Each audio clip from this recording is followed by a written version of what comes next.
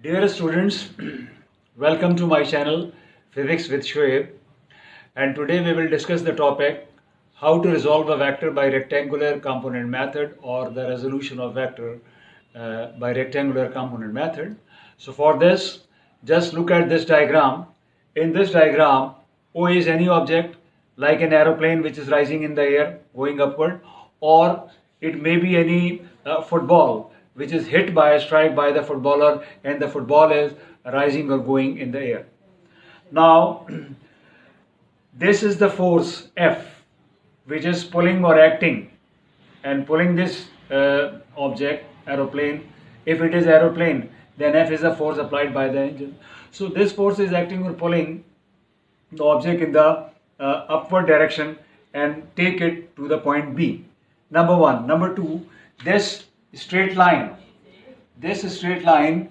is called bar sign, and it is necessary to put. It is called bar sign and it is necessary to put. This shows that this quantity or the force is a vector quantity and it has some specified direction. Let me delete it, but it must be in mind that it is necessary to show the vector or the direction of the vector. Of course, it does not show in which direction, but it make it clear that it has some direction.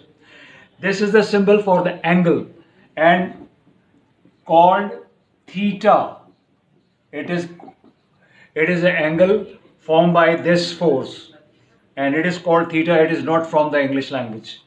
It may have any value like 10 degree, 20 degree, 30 degree, 40 degree, 50 degree and so on. Let me delete it.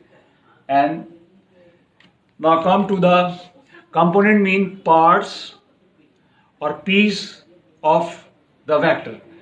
Hence, we say that when a vector is break up or split up into two or more parts or pieces or component, then this splitting of a vector, this breaking of a vector into the two or more parts or two or more component is called resolution of vector by rectangular component method. And now we see how or why any vector is resolved into its rectangular component. So just imagine this body has come up to this point, B point, and now it is at the B point.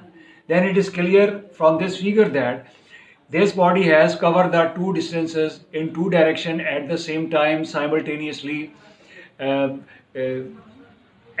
together, which means it has covered a certain height, because here the height of the body is 0, but now the height of the body is gradually increases, and now this is the height that the body cover. We have shown y is the height from A to B. This height is covered by the body when it comes from O to B, and similarly the shadow of the point B or the shadow of the body will be falling over here. So it's mean now body is not over here, it has come to the point A, because if the body is over here, its shadow is falling over here. It means it has traveled a distance x.